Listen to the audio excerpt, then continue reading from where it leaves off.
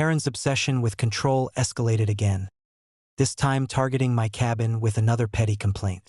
She reported a party she had no business knowing about, acting as if she had the right to regulate the lives of everyone on the property.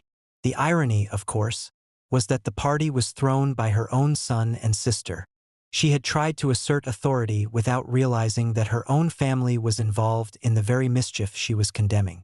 When she arrived to enforce her imagined rules, she was met with stunned silence, and I had to step in. Her expectations of compliance were utterly shattered. Karen assumed that a call to 911 would automatically bend reality to her whims, but she hadn't anticipated the chain of consequences that her actions would set in motion. Not only did her report get dismissed, but her son and sister's involvement came to light, further undermining her credibility and humiliating her in front of neighbors and the HOA board. But Karen wasn't done yet. Her next attempt at power came in the form of trying to illegally tap into my cabin's power supply, an audacious act that crossed the line from petty annoyance into criminal territory.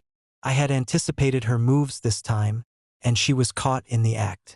Law enforcement was called, and once again, she faced the consequences of underestimating the law and overestimating her authority.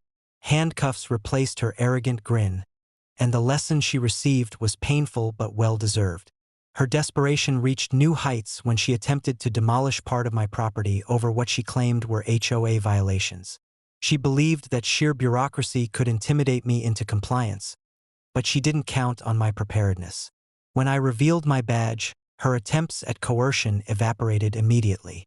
She went from confident to pleading in a matter of seconds, a humiliating fall from the power she had imagined. The conflict escalated further when the HOA sent a group of hired thugs to intimidate me and my family. They expected to use force to achieve what Karen couldn't accomplish with paperwork. What they didn't realize was that every inch of our property had been prepared for such confrontations. The lesson they received was brutal yet lawful.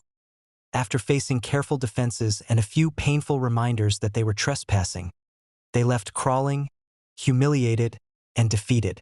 Meanwhile, Karen's audacity led her to try selling property behind my back. Specifically, a lake lot I owned outright.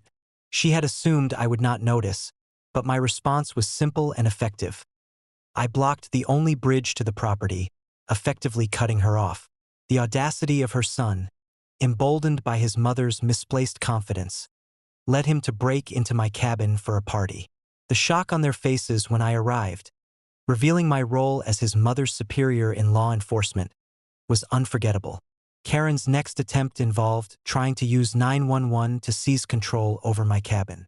She thought that reporting imaginary violations would give her leverage, but she failed to understand that law enforcement does not operate on HOA whims. Her plan collapsed, and every subsequent move she made was met with legal and practical resistance. Each action she took was carefully countered, turning her efforts into lessons in humility and failure. Her audacity culminated in a desperate plan to give my lake cabin to her child, assuming she could exert control over a property that wasn't hers. Instead, she found herself powerless, begging for access that could no longer be granted. She even tried to seize my workshop, which had been legally converted into a gun range, a move that could have been dangerous if not entirely illegal. Each scheme she hatched only highlighted her underestimation of both the law and our strategic preparation. By the end of the episode, Karen's repeated failures had become a spectacle for the community. Her attempts to manipulate, intimidate, or seize property were systematically thwarted. She had underestimated every obstacle, from legal authority to clever planning and personal vigilance, and it showed in every failed maneuver. The lesson was clear.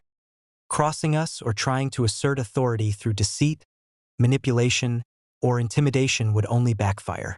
Karen's own actions had created a chain of consequences that left her powerless and humiliated, a stark contrast to the image of control she had tried so desperately to maintain.